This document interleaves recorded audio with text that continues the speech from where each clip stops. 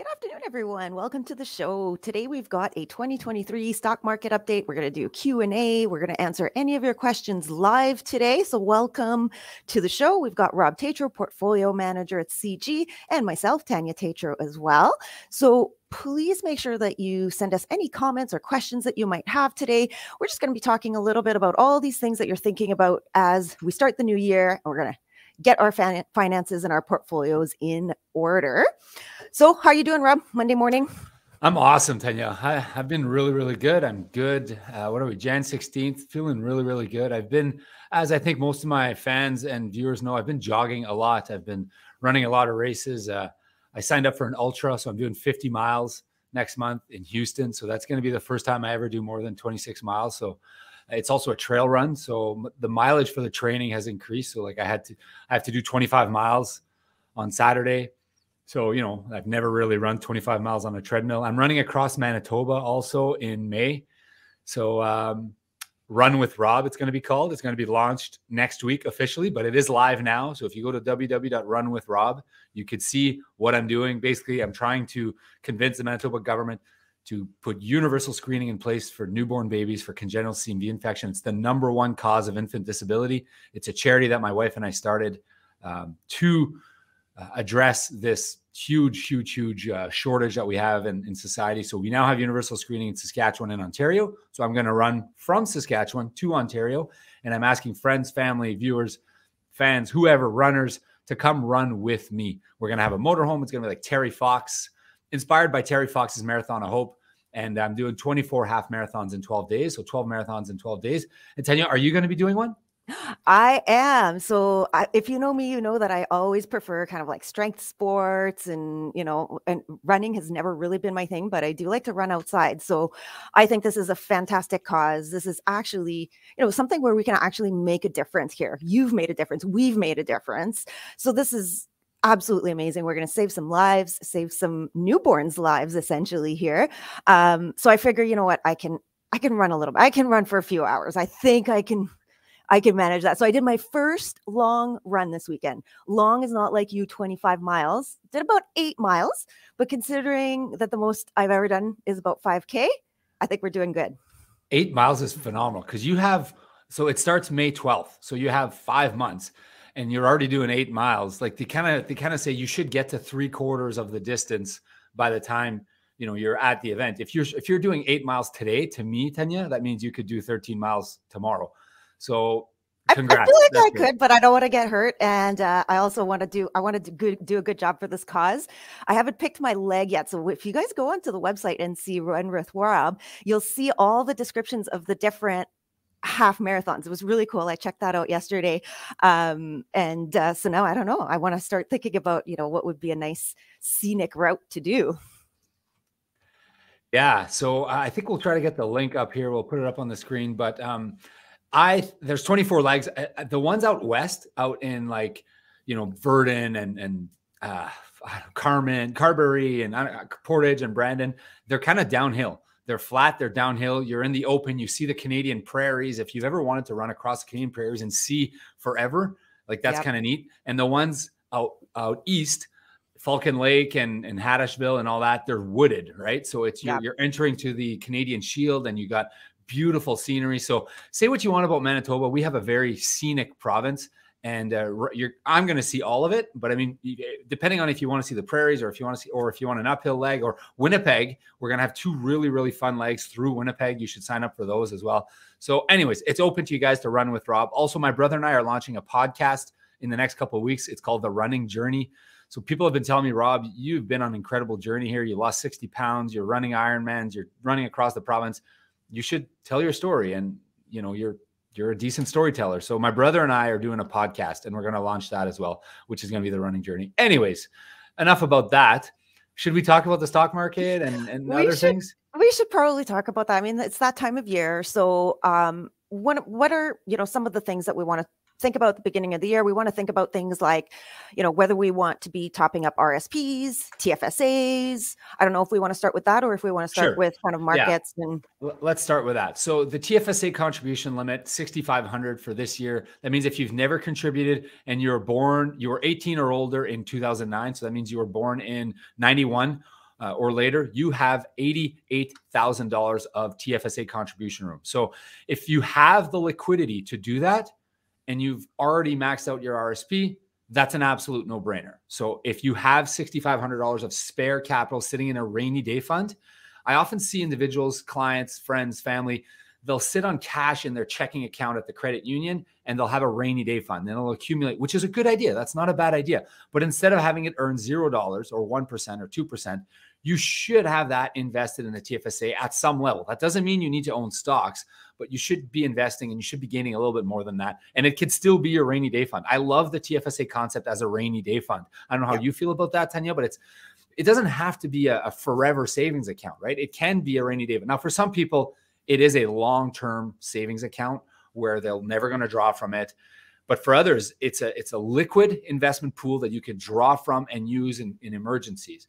So if you're sitting on cash, you shouldn't. You should have that cash in your TFSA, especially if you have room. If you don't know if you have room, you can go to the CRA website with line 151 of your tax return or 152 of your tax return.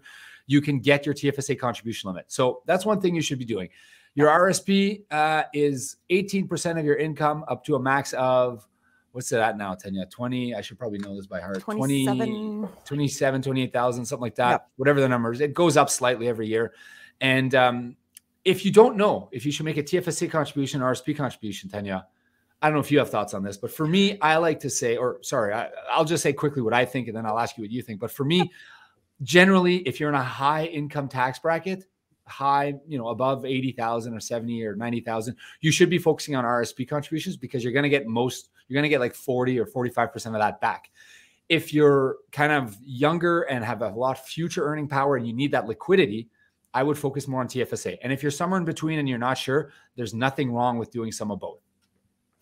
That's exactly what I would have answered. I usually have a little bit of a kind of a little algorithm there. And the two questions that we usually ask ourselves is, what liquidity do we need on these funds that we're trying to invest? And what's the income situation? Do we need a tax break with the RSP contribution?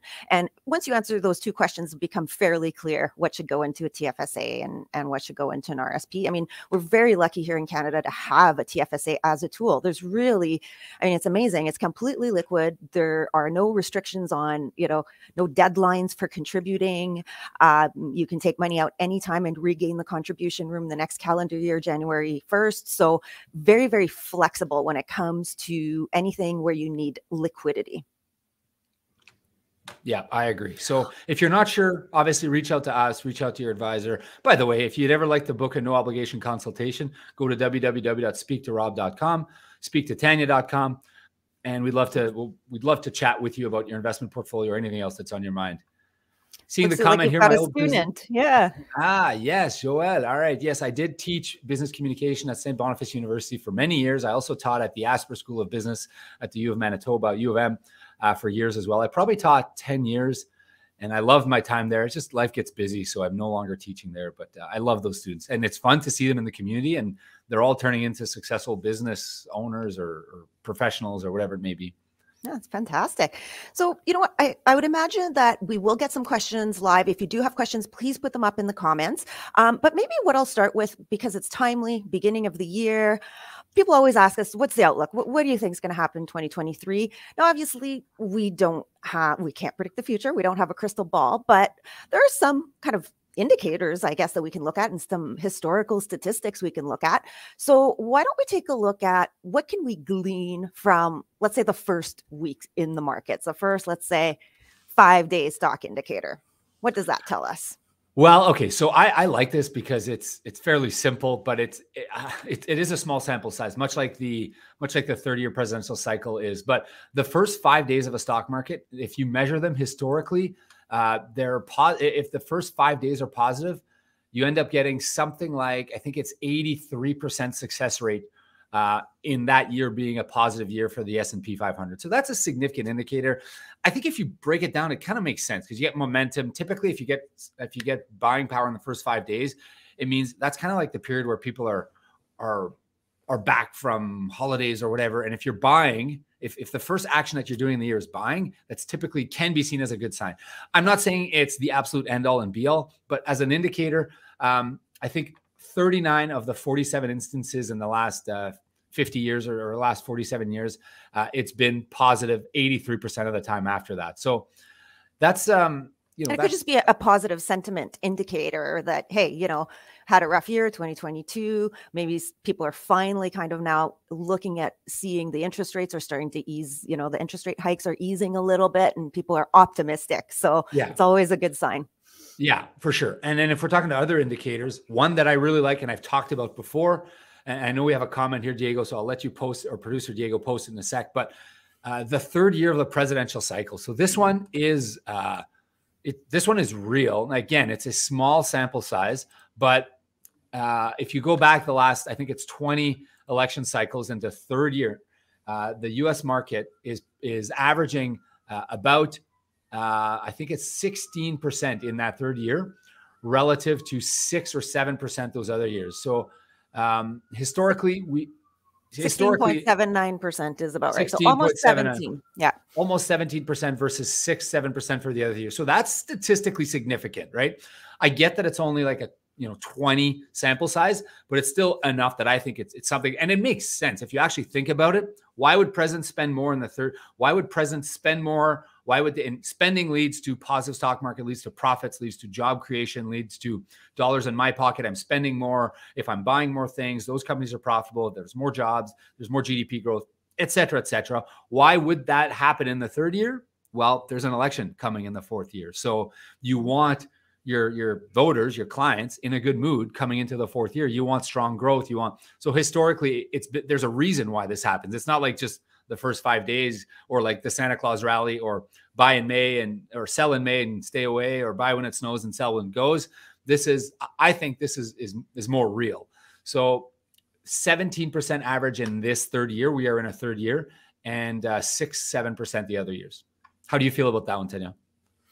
I think, sometimes we just see historical indicators that are kind of really nothing more than just kind of, data.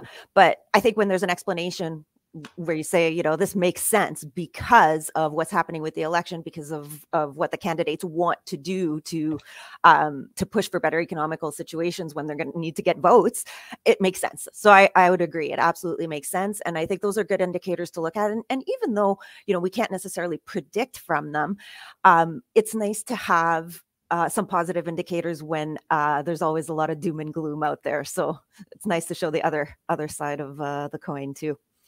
So, Diego, do we have a question here? Oh, we do. We have a question from Rodney Taylor. His question is, looking at TFSA, this should be our maximum return vehicle. Wondering what exactly we should be looking at. Okay. So his point here, good point, Rodney, is that with TFSAs, we want as much growth as possible. Ideally, it's the ideal vehicle for growth, because anything that grows in there is tax-free, and withdrawals are tax-free.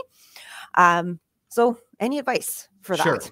So, I mean, what you don't want to do in a TFSA is just load up on volatility. You don't want to just load, because, I think the question is, if I'm more likely to make better returns in tech or speculative stocks or small caps, which historically have the highest rate of return, why don't I just put all my money in the TFSA? So the reason is because you're going to get a ton of volatility. And if ever you need that liquidity, if ever you need to sell something to buy a trip to Europe or it is an emergency fund, right? So if you're doing that and you have to sell at one specific time and all of those stocks have corrected a ton, those stocks could correct 40 to 50%. And that has happened. So I would not advise clients to do their riskiest portfolio all in the TFSA. You need to have in your TFSA, some blue chip stocks as well. It's not a significant down. It's not a terrible idea to have some, private debt, some alternatives in there. They're generating 6, 7, 8%. And they're also going to be able to be there for you if you need the liquidity, and even some alternatives like private infrastructure. Those are really good because they add stability to the TFSA. So, again, the answer is it depends, unfortunately, Rodney, and it depends on your personal situation. And if you're using this as a savings account, or if you're using this to invest long-term, and what your tax situation is, what you have in your RSP, what you have in your non-reg. But generally, the concept is you want to have your highest growing investments in your TFSA, but you do need to have a little bit of diversification as well. Yeah, excellent answer. I think it's kind of, it's funny that we always say it depends, but that is the case, right? Even whether it's a TFSA or an RSP, we still need to take a look at how much volatility we can tolerate, what kind of liquidity we need, and then from there we can take a look at tax treatment and all of that. All right, Yeah. we have another question already. Larry has a question here. How is the fact that there is over $300 trillion in global debt, most of which is government debt, going to affect the historical trends? Oh, are we talking long-term here? I think that's the question. Yeah, I know Larry's worried about the planet falling apart and collapsing, and he's got some concerns about what's happening with debt. So just remember that so the GDP is significantly larger than it's ever been. And I know Larry will probably say, yeah, but the debt to GDP is also significantly higher. The debt is concerning, obviously. Like the size of the debt is a lot larger than it's ever been.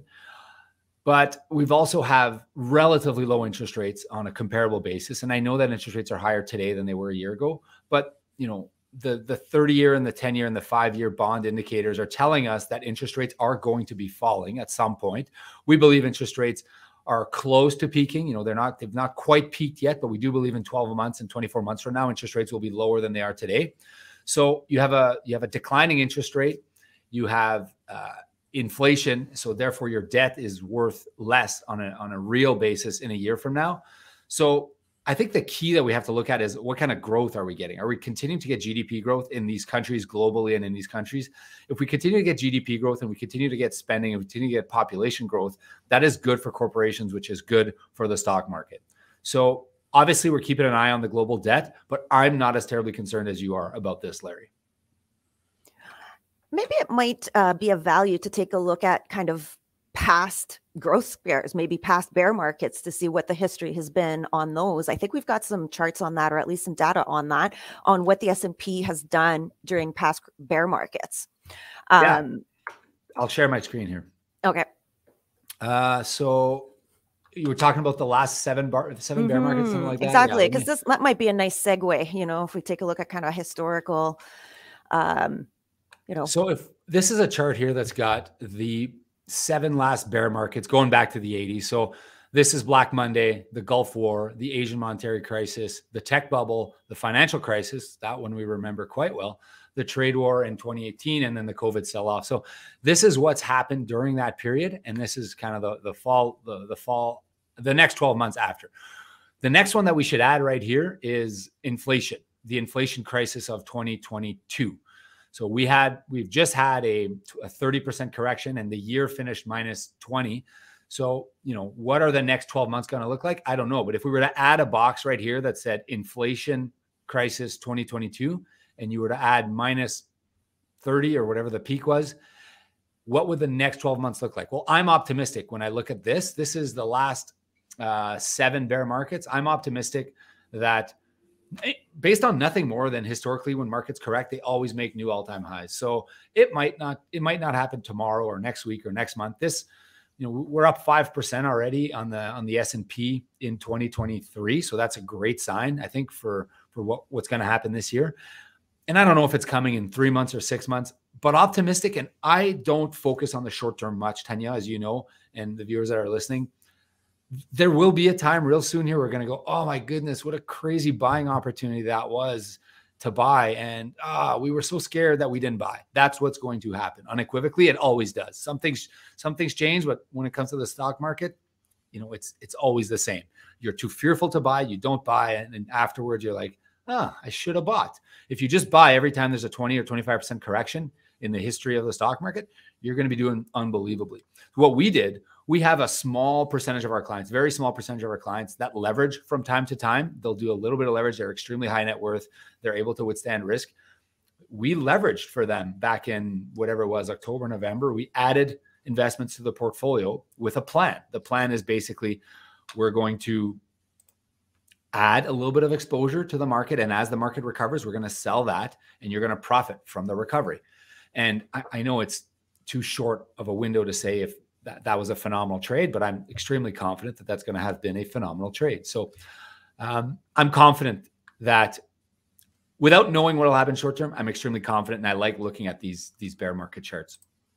I think that's a good way of looking at it, is that whenever, instead of seeing bear markets as, something bad that we have to be afraid of, it really is an opportunity, as long as you are in it for the long run, which is really the way to look at it in this particular case. Now, if we take a look at these bear markets, just going back to kind of Larry's question here, there was for sure high debt in these various financial crises as well. And we can still see that afterwards, markets recovered regardless. So maybe that can help for Larry a little bit too. And we have another question from Brad, this one. Oh, we get to talk about alternative investments. Fun. With alternative investments, is there the possibility for capital appreciation? Absolutely. It's just a little bit of a different experience for the investor, because these alternative investments aren't necessarily traded on an exchange. So, you're not going to be looking at your ticker all day on these things. But absolutely, because there are some alternatives that are, infrastructure, private equity. Maybe, Rob, you can talk a little bit more about some opportunities for alternatives that have some growth potential. Well, they pretty much all do. Yeah, they pretty much all do, except for the private debt component. So private debt component we see as an alternative to fixed income, and the music royalty component we see as an alternative to fixed income. It's kind of a hybrid. But even that has some growth potential. So if we break it down into the different alternative classes that we use, private real estate, let's start with that one. Private real estate, so that's multifamily real estate. Here's how it works. They typically pay a coupon 4%, 5%, 6%. That's the income is generated from the real estate holdings. The rest is the value of the appreciation of the real estate and the paying down of the debt. Typically, the private real estate investments, alternative investments, appreciate 4% to 7% per year in capital appreciation, in addition to the coupon. So if we look at all of our alternatives on the private real estate side, they're all up anywhere from, we had one that's up maybe 2 or 3% last year, but the vast majority of them were up 8, 10, 12, 14% last year. And that's including capital appreciation and dividend payment. Let's move to infrastructure, private infrastructure. So that we use Starlight through Dennis Mitchell. They were up, I think, 19% last year. And of that, 4% is the distribution, the cash that you get. The rest is capital appreciation. Same thing. You own an asset that appreciates over time. There's paying down of the debt. It's worth more. The value increases. And how does the value increase? Usually it's monthly or quarterly whenever the auditors audit the value of the assets. So it's a third party, arm's length. It's professionally audited. They report, and then you get the increase on your statements. It's not like a stock where it's every day or every 2 days. It's usually quarterly. Let's look at other alts that we use. So we have farmland. So farmland, the way that one works is, again, it's a distribution. You buy the farmland from the farmer, you rent it back to them. They pay you 2, 3, 4% to use your land. You pay that to the unit holders. It's a distribution. And then over time, farmland appreciates in value. Same thing. That one is about 10, 12% that they've averaged, and they did last year. So that's an appreciation of 7 or 8% on the value of your shares.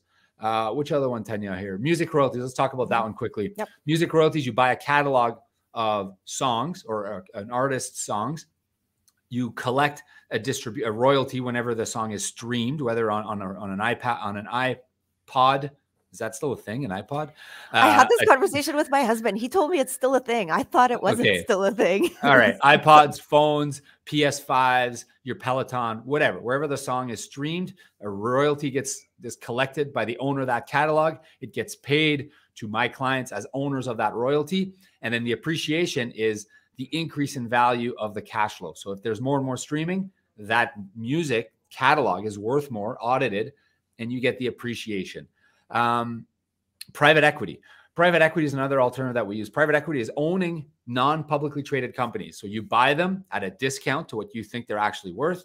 And over time, you're paying down the debt. Company's worth a little bit more. When you pool them together, a group of 20 companies is worth more than one company. So you get an increase in the value. Did I miss one, Tania, or did I catch most of them there? I think you caught There's the storage, a private storage unit, and commercial real estate. Same thing with them. You own a mini mall, you own a mini storage unit business. You pay down the debt, you collect the instruments, and the value increases over time. So all of our alternatives, every single one of them, increase in value monthly or quarterly. it could potentially be used in, TFSA, RSP, really any kind of account, a non-registered account as well because of their tax efficiency. But yeah, absolutely. So I they're think sorry, go ahead, Daniel. so tax efficient because of the fact that, a lot of them do have capital appreciation, which is taxed at a lower rate. And then many of these, all the ones that are real estate, do tend to pay return of capital for the distributions, which means you're also not paying tax on the monthly or quarterly distributions on those items as well. We need to address this a little further here. The global retail investor. So I'm talking about Mr. and Mrs. everybody every single day, not the ultra high net worth and not the institutions. They have 3% on average of their portfolio in alternatives. 3%. And it's not like the average have 3%. Most of them have zero. The vast majority have 0%. And our clients have 20, 30, 40%. And that's a significant reason why we're outperforming. Why wouldn't you want to own an asset class that has been proven over the last 150 years? Or if you want to go back thousands of years, right? Like real estate has been an asset class that the kings and the nobles in the UK were owning, and that's how they built their wealth. And like, why would you own an asset class that's incredibly stable, that provides you with tax efficient income and is uncorrelated to the stock market if you can generate 8, 9, 10, 12% every single year? It's available now. It's accessible. It can be in your portfolio. I'm telling anyone who's not a client that's listening right now, like, you need to be discussing this with your portfolio manager. And if they can't do it, come see us. www.speaktorob.com. Canadians are significantly underweight alternatives, and they're suffering as a result. Their average Canadian portfolio last year was minus 14% or something, minus 12%. Our clients were significantly better than that. We're talking minus 2 or 3 or 4, depending on their asset allocation, depending on their portfolio. Like, it does wonders for portfolios. And maybe some of our viewers or listeners out there might wonder why we tend to be so optimistic in the long term, why we're showing you all these statistics. But part of that is that our portfolios are very well diversified, and having these in there for us, it can create a situation where there's a lot less fear for our clients. It creates a much more positive experience, a less stressful experience. And so, for us to be able to do a market update like this we know that these alternatives, real estate will continue to go up. We know that governments will continue to invest in infrastructure. We know that companies will continue to want to make money. And so these are basic principles in investing that we need to keep in mind, even when, things look a little gloomy, let's say on the inflation side of things, or, so let's see, maybe we have some more questions. Please make sure you drop us a comment or a question. We've got another one here from Steph. Would ETF Index Fund be the best way to invest right now until the market stabilizes? So I get the question. It's a great question, Steph. Thanks for sharing. So I don't think that you should be making decisions. You should be like dumping money into one specific thing or not because something is happening in the market. You should own a portfolio, Steph. And I don't know how big your asset is, how big your chunk, your net worth is, and your liquid asset is. But I would not be like investing in one ETF as part of a balanced strategy. Now, if it's a relatively small amount and you can't build a diversified portfolio because you only have 5 or 10 grand or 15 grand or something, then yes, you could look at some cheap ETFs like VOO or SPY or one of those ETFs to get you just broad exposure to the US market. But I don't think that's a strategy. I don't think that's a strategy for anyone who's got a real liquid amount. If you got 100 grand or 200 grand, you should not be looking at that. If you got $1 million or 2 or 5, absolutely not. So what you should be doing is you should have a portfolio. So you should have a chunk of your assets that's in equities or stocks, a chunk that's in fixed income, and a chunk that's in alternatives. What that mix is for you, I don't know. But each of those different baskets of assets, if you will, should have a different strategy. And if part of that includes an ETF, maybe that's great. But I wouldn't just say, oh, the market's not stable, I'm going to put all my money in X or all my money in Y. I just don't think that's a good idea. And I think that's exactly right. I think the way to maybe address this, Steph, is to think, okay, you skipped a step here. So first, before we start thinking about what do we actually want to be invested in, what vehicles do we want to be invested in, the first question to ask ourselves is the investment objective, the risk tolerance, and then we can actually do proper asset allocation. And it's really only once you've figured out that asset allocation, which doesn't change based on market conditions, or not much anyways for most people, right? Your ability to stomach volatility probably won't change that much, whether it was 2020, 2021, or 2022, or 2023. So it's really, really important for you to ask yourself that question. What are my objectives? How long do I want this money to be invested? Do I need liquidity? How much volatility do I want to tolerate? And then once you've answered those questions and how much you want in each of your buckets, then you can start thinking about, do I want to use ETFs? Do I want to use stocks? Do I want to use alternatives? Yeah, that's a very good point, Tania. You're stepping us. I like that, how you describe that. All right. Well, let's see if we've got any more questions here. Oh, Rodney's still listening. Awesome. Rodney, with the supposed increase coming in electric cars, what do we suspect will happen with lithium and uranium in the future? Okay, so obviously there's going to be an increase in demand for lithium and uranium. I think that goes without saying. There's going to be more electric vehicles. I think 10% of the vehicles delivered in 2022 were electric, which is phenomenal. I think that's very good. So there's no doubt that that's going to happen. The question is, and how does it apply to your portfolio? So these sectors are phenomenally volatile because they trade on emotion more than anything else. They are speculative, and because you're banking on something crazy to happen in the future, they tend to trade at absurd valuations when the emotion roller coaster cycle hits. And we saw that in 2021, 2022. Some of these stocks got hammered 89, like they rallied a ton and then they got hammered a ton. And it's just too much volatility for most people. So you can buy quality lithium and uranium companies, but they might still drop 60, 70, 80% because of the emotional cycle. So generally, I would stay away from small cap companies that are hoping to one day, capitalize on the change of government regulations or the change in demand for lithium and uranium, just because most Canadians, most of my clients, don't need that volatility. Maybe you'll make 20% instead of 10, but what if you're down 80%? Like, is it worth it to have that much volatility in your portfolio? What if the demand changes over time? So we tend to avoid highly volatile sectors as a rule, just because you're not being paid. You're not being compensated for taking that risk.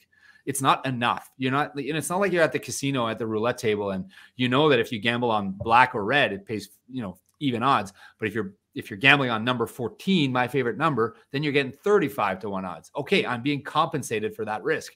Here, it's less likely to hit and you're not being compensated for the risk. So I would avoid most of these companies that are small caps. There are a few large cap companies that could make sense eventually if they trade at a good multiple. Companies that are not profitable, that are hoping to bank on a future kind of boom, those typically don't end well for retail investors. What do you think about using something like an ETF for the entire sector, the electric vehicle sector, or something like that? Yeah, I believe in that. If you want to take a position in the sector, if you believe that EV cars are coming, there's a really good ETF called Cars. It's by Evolve, I think. If you want to take a play, but it's got more than just lithium and uranium. It's got some EV companies. It's got some component companies. So I mean, that kind of play can make sense, but again, more volatility. And I prefer that play, Tania. So good question. I prefer that play than just buying a micro cap uranium company and hoping they don't go bankrupt. It's slightly less speculative, slightly more diversified way to get that exposure if that's something that you're really looking to do.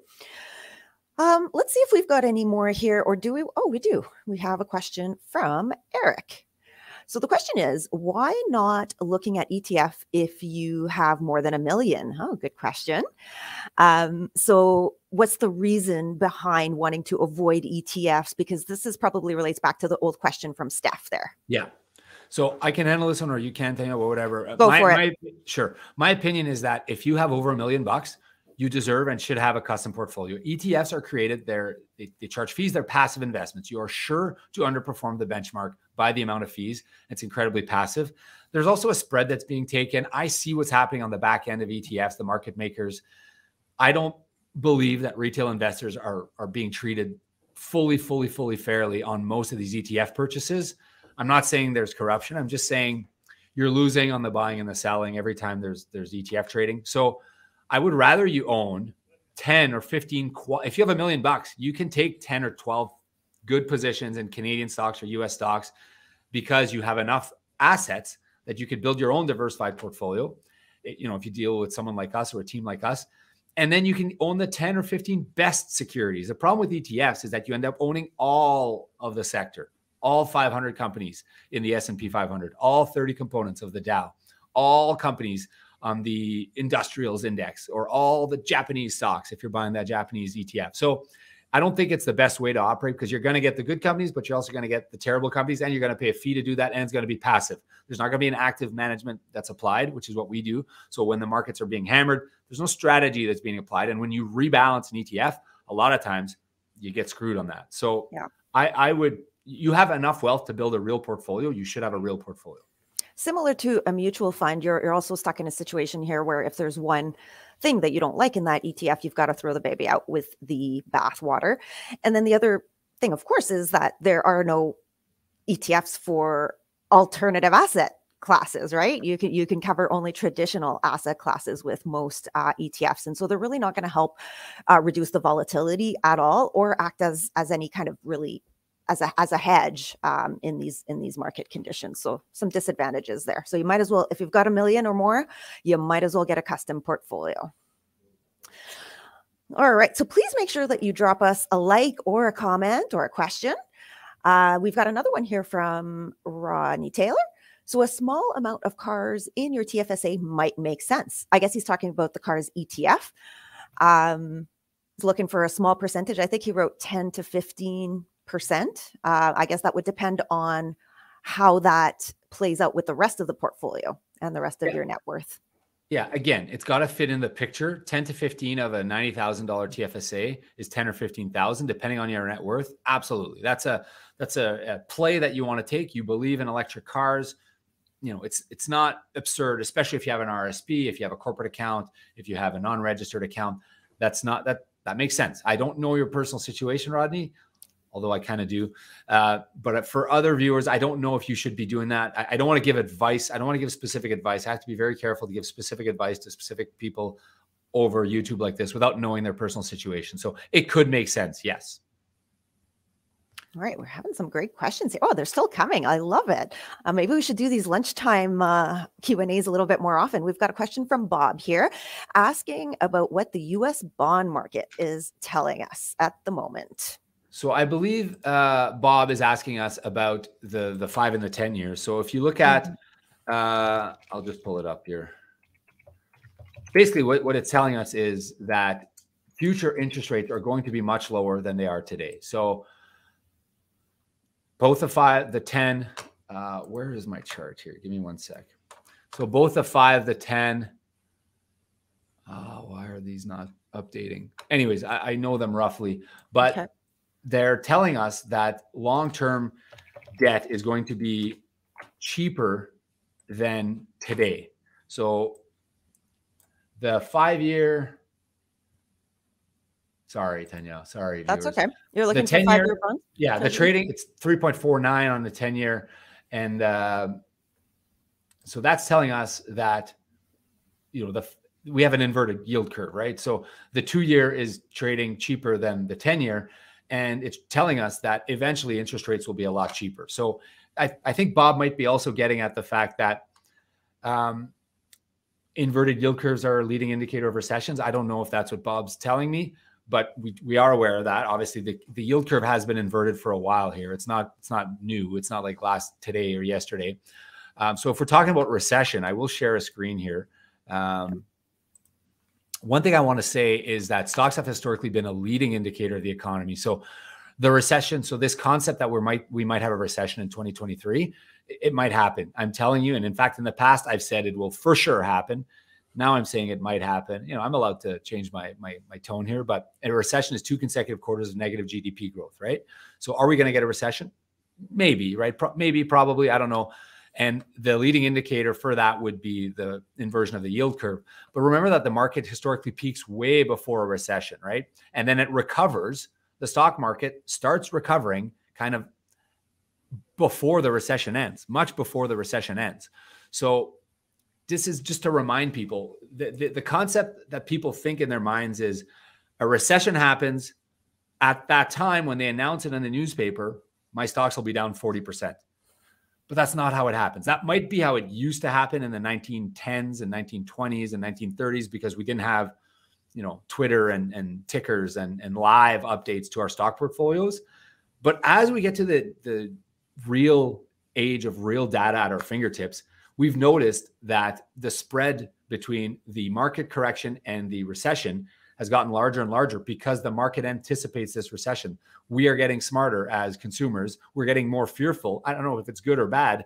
We're getting more fearful earlier. So about a year or so before the recession hits, that's when your market is peaking. And about 6 months before the recession ends, that's when you get your rally. So, or 6 to 9 months before. So when the recession does hit, it's not like it's going to be news. It's like we've been talking about this recession now for a year. It's not like, oh my goodness, there's a recession. Oh, we had no idea it was coming. I can't believe it's here. It's not like anything changes overnight. No, when that happens. It's a technical definition, right? It's a technical definition, and it's got to be measured by GDP growth numbers, which are measured on a quarterly basis. So like a recession, what do most recessions indicate? They indicate job losses, a shortage of spending, and GDP contraction. So GDP contraction, shortage of spending. You and I would spend less less trips, less consumer discretionary stuff. So travel and luxury items and I don't know, books and whatever. We're buying less of those. That's a recession. Are we seeing job losses? We're seeing the opposite right now. Like jobs cannot be filled right now. So this is going to be a weird recession. If it is something that I don't think we've seen, a recession where people are choosing not to work, even though there's job openings, and and they're going to contract their spending to the tune of saving. So open jobs, and yet I'm not taking that job, and yet I'm not spending. So it's going to be weird, and I'm really curious to see what it's going to be balancing out. And maybe while we're on this, I think an expression that we hear a lot, and maybe some of our viewers or listeners might not be familiar with what that means, but you hear the term a lot. It's already priced in. It's already priced in. So maybe we can explain for those who kind of don't know the lingo what that means. But that's exactly what this means, is that the sentiment of we're talking about these things, information gets disseminated very, very quickly in this day and age. And because investors are trading all day, every day, that information as it gets disseminated will affect that in the market already. So we're already seeing that. Do you have a better way of describing that? Because you hear that expression all the time. Yeah. I like how you disseminate. My dad always says this, right? I haven't mentioned my dad yet. That's the longest I've ever gone. We can't do one without mentioning that Claude. So I think it's like, it's priced in. He'll always say that's priced in already. Like he just is it priced in? We always kind of have this conversation. Is that priced in? Are the earnings priced in? Is the fact that this is happening priced in? I'll let you kind of lead the next question. I'm just going to plug my iWatch in because it's low on data. Yep, sounds good. All right. So we have a little bit of a deeper question here on doing some options trading here. So a question from Brad: what is our opinion about a covered call strategy? Okay, so it's unfortunately, Brad, it's not what you want to hear, but I don't think I've ever met a retail client that's worked this successfully. A lot of people think they're doing it successfully. A lot of people brag about it at cocktail parties, and a lot of people are convinced that they're dominating, they're making way more money. Here's why. Options are the spread on options is so thick, large. Let's call it large. The spread on options is so large. So the price that the bid and the ask is, it's not like buying a stock, right? You'll have an option. So a covered call strategy is effectively owning a stock and selling calls. So you're selling the right to buy that stock at a future price, and you're collecting that income to do that. So a call option is the right to buy a stock at a future price. The put is the right to sell a stock at a future price. And if you're selling calls, they are covered, meaning you own the stock. And if someone buys you out of that stock, it means you're happy to sell that stock at that price. So let's say I own a stock at $50. I'd sell covered calls out of the money at $55. And I'm happy, I'm okay selling the stock at $65. I'm going to collect income to sell those options at $55. The problem is when stocks rally, they rally much further than $55 historically, and you're not getting any of that upside, right? like the stocks move quickly typically, right? So in a flat market, you're fine. You're collecting income and you own the stock. So you're increasing your return a little bit. But when markets move a ton, you end up trailing performance by a significant amount because now you no longer own the stock, right? You've been called, you sell the stock goes from 55 to 65. You don't own it. You've missed that 15% rally. So if you look at your long-term returns, you end up trailing. There are ETFs that do this for you. They're also not that great because the spreads are so wide on these options. It's not like buying a stock where you could buy a stock at $49.90 and sell it at $50. These options will sell 10 cents and 30 cents or 20 cents and 45 cents. So to buy and sell, you're losing a significant amount. So I just don't think it's an efficient way to do it. It's significantly time consuming. And most of the time, if you look at longer cycles, you're going to underperform. That's my opinion. Yeah, I would have said the same thing. To me, it's kind of like why have more work and more stress when you're likely not going to have the same performance? You know, I'd much rather bet on a profitable company that's already profitable and just say, hey, do I think this company's still going to be profitable in 5 years, and let it sit there for 5 years than work on this up and down every day. But, we're also not day traders here, right? We're managing real person's money. Yes. It goes back to that question. Are you being compensated for, in this case, the additional work that you're doing? Yep. And the answer is no. And the risk, additional work. And I think it's no. And I know some people are extremely religious about their covered call strategies. I have an opinion, and I was asked my opinion, so I gave it. All right. Well, let's see if we've got another one. We do have another one. We have a question from Greg. Any thoughts on the NASDAQ for 2023? Yeah, it was in the dumps for 2022. So NASDAQ is, of course, the tech index. What are your thoughts on that for this year? Do you think we're going to see that reversal 2023? So this is one comparison that I wanted to show. It's a comparison to 60. Oh, I thought this was NASDAQ. Yeah, it's the S&P 500, 66, 67 at 2022, 2023. So the reason I'm showing this is because again, we've talked about things that rhyme in the stock market. I anticipate a positive year for the NASDAQ in 2023. So I'll stop sharing this one because it's not exactly what I wanted to show, but whenever you see, so the NASDAQ was down 33% last year, 33%. Some of those companies, the largest and most profitable and highest weighted companies on there are the FANGs and the FANGMAs. So significant companies that are still very, very profitable, used to trade at 25, 30, 35 times earnings. I think rightfully so, because they were growing their earnings at 15, 18, 20%. Now they're getting a 15, 16, 17 multiple on their earnings. So I believe that at some point in every cycle we go through this, every single market cycle, growth stocks become out of favor at or near the bottom. And at some point they lead the recovery, or they don't lead the recovery, sorry. But once the recovery is happening, they get in favor again, and those multiples happen again.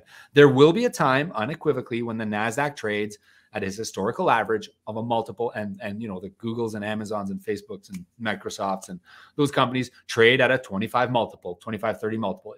It will happen. I don't know when, but it will happen. And why? It's because, unless those companies have a dramatic shift in operation, and I don't believe that's going to happen. But if they're no longer able to be profitable, then maybe not. But assuming kind of business continues as is, they're going to trade at some point at a higher multiple. And if they have a higher multiple with their growth on their earnings, what does that mean for the stock price? It's significantly higher. So I believe the NASDAQ will recover. I don't know if it's going to be the leader here. So I think there's no problem. I think you still need to own some tech stocks. You cannot sell those because you don't want to miss that rally, right? You do not want to. So if you've owned a portion of your portfolio in tech stocks, as long as they're high quality, I don't think you want to sell those. So they might not lead the recovery this year. It's possible that it's maybe the second half of this year. It's possible it'll kind of trickle into 2024, but they will recover. And it's still a pretty amazing opportunity to buy some good quality companies with much better basic numbers, much better fundamentals at this point, at prices where you can kind of feel a little bit better about buying them too. Agreed. All right. So let's see if we've got any more questions. I'm not seeing anything pop up right away. Oh, we do have another one. All right. Another sector rotation question from Bob. What are your comments with regard to consumer discretionary upside downside versus consumer staples upside downside? So basically a macro outlook.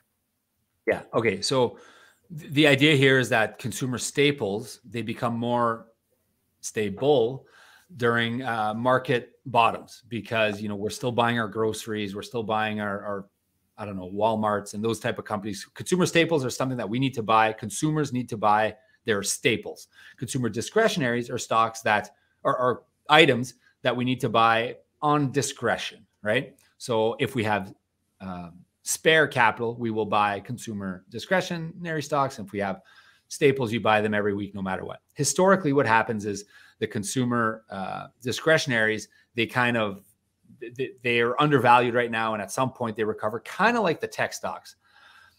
A little different, but so I think the question is, I'm just going to read it again here. What are your comments with respect to consumer discretionary upside downside for consumer staples? Again, it's going to be it depends question on what your percentage is of allocation in your portfolio, but you definitely need to own both. You definitely need to own both. I don't think it's a situation where you ever go away from one and into the other, because what happens if it lasts longer than you thought it would? Now you're missing out on the consumer staples. Consumer staples are going to perform well here for a while. I don't know how long. And then the consumer discretionaries, you don't want to avoid them completely, because what if that rallies? And yet you don't want to go completely in discretionary, because what if it lags? What if it takes 12 months for those to recover? Meanwhile, the staples are doing really, really good. So probably not the answer you wanted, Bob. No, but that was an excellent ad for why you should have a well-diversified portfolio right there. Yeah. Some of those companies, like if you do both, you're not going to miss, right? You're going to perform well. You're going to own that recovery. And as the market recovers, you could look at switching your asset allocation. Yeah, that's a great answer. I think we've got a couple more here before we wrap it up here for the day. The next one is from Steph. What is our outlook on China, on China's economy for 2023? And how much do you think that will actually impact most retail Canadian investors' portfolios? I guess that's my question that I'm adding on top of that, just for discussion purposes. Yeah. So if we look at the Shanghai Composite Index, give me a hard time here, but I think I got too many windows open. It's trading right now at the SSC Composite Index at 3,200. So if we look at the 1 year number, I think it's down like 9% over the last year. And if we look at the 5 year number, it's relatively flat. However, there's been a ton of growth here in China. Why? Because their GDP growth has been 6, 7, 8% over the last if we take away the last 2 years. Before that, they were averaging 6, 7%. I could be wrong by 1% or whatever, but they were historically growing at a much, much, much faster pace than we were here. So you want to own, it's kind of like the argument for emerging markets. You want to own, if someone's growing, if their economy is growing at 6, 7, 8%, that means the businesses are likely to grow faster than the businesses out here, because there's more spending, there's more dollars. And that's the emergence of the middle class, right? They're having a huge emergence of middle class in China.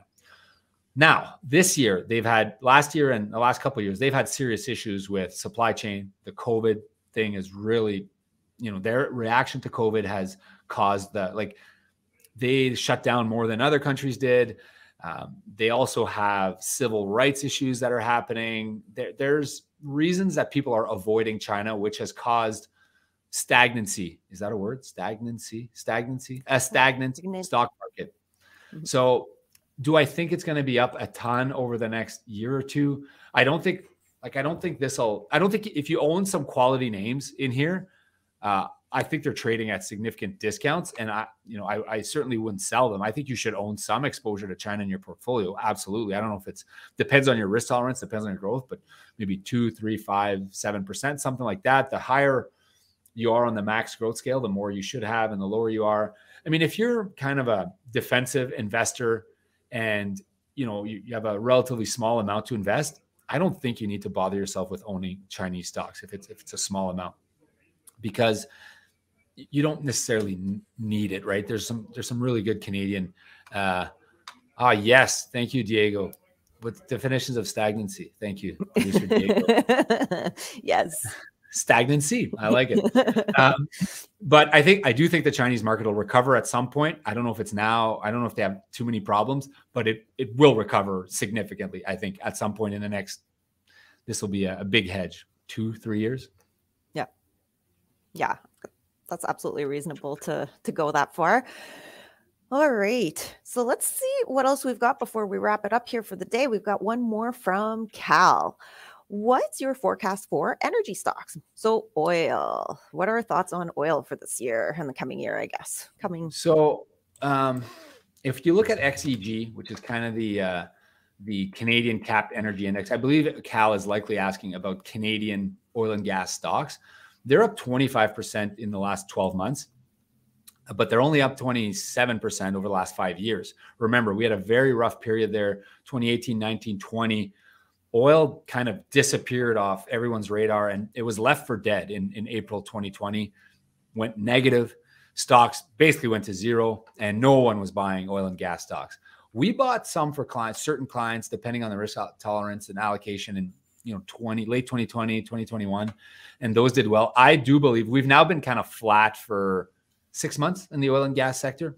I believe, my belief, and this is not a political opinion. If you're asking me about the stocks, how they're going to do, I think that they will do remarkably well. I think I'm very, very bullish on oil and gas over the next 5 years, just because of the macro factors. We're like, there's just more and more population, more and more people driving cars, more and more people, businesses using oil and gas. We're consuming like we never had. Every single month, we're consuming more and more and more.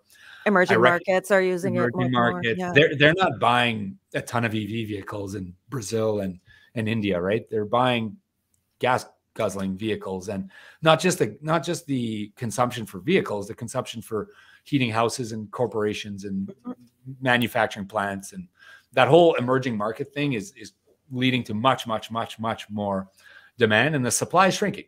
So it's a classic supply and demand problem that I think is there's another several years here before we start to reach a situation where we have to start reducing our exposure because of kind of the green argument. All right. So we are just about done here for the day. I think we're going to wrap it up here unless we have anything else. Did you have anything else that you wanted to cover, Rob, before we kind of say goodbye to everyone here? Because I know we had a couple of charts here. Did you cover everything you wanted to cover? Just one last thing about back-to-back negative years. So back-to-back down years for U.S. equities are very rare. So last time it happened was 20 years ago in 2001, 2002. But before that, it was 1973. And before that was the Great Depression. So we're talking 3 times in the last 100 years, right? So historically, when the market corrects 20%, it bounces back to the tune of 91% of the time. It's a positive year the following year. So the average return is historically in that high teens. So it's again, I don't know what will happen, but I do know that historically, this is a very, very good time to own equities. And I wouldn't be adjusting your equity exposure now. So I know some clients that had capitulated in October, November. They were like, I can't do this anymore. Sell my stocks. Obviously, they're regretting that now. But I don't think you need to continue to own equities now. If your asset allocation is wrong, maybe it's a time for a discussion with your stock, with your portfolio manager or your investment advisor. And if you're not sure, go to www.speaktorob. We'd love to book a no obligation consultation. Guys, don't forget to subscribe. Please subscribe. We're trying to get to 10,000 subscribers. So subscribe, smash the button, ring the bell so you're notified. You're notified about when we put out new content. And make sure to follow Run with Rob, and make sure to follow my brother and I's podcast, The Running Journey, which will be launched in a couple of weeks. Tania, I'll let you have the final word. Thanks so much for joining us, everyone. I hope everyone has a wonderful, happy, healthy, prosperous 2023. Cheers.